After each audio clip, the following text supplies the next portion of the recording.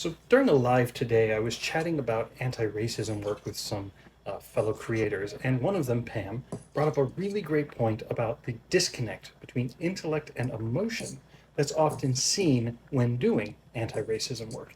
I wanted to chat about it a little bit more.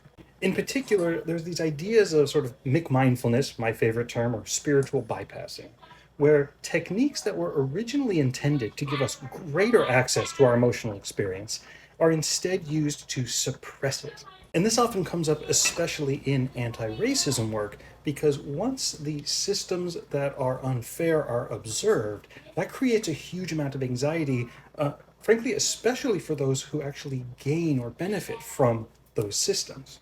And because they're systemic, one person can't dismantle them all on their own, and that overwhelm can create too much anxiety. So, in response, you try to push it down as a reflex.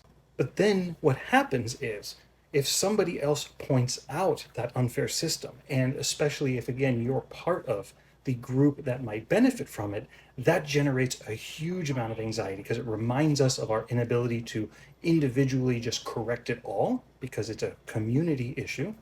And now it reminds us of the anxiety we've been suppressing as well. And often the backlash that you see in response to people pointing out the inequities is seemingly more about that anxiety than actually about the person pointing it out in the first place. And I share that because I think the next time that you or I have a big reaction to something someone says, it's worth stepping back and asking, is that what's happening right now? Because if it is, the helpful response is to figure out what can we do to fix the larger systems, even if it's just our little piece, rather than getting into a back and forth fight that goes nowhere, especially online, right?